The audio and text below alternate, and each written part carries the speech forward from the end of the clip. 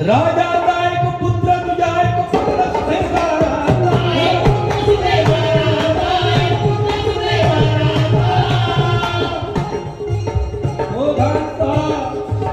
दोघांचा तर एकच बाळ, दोघांचा तर एकच बाळ होता.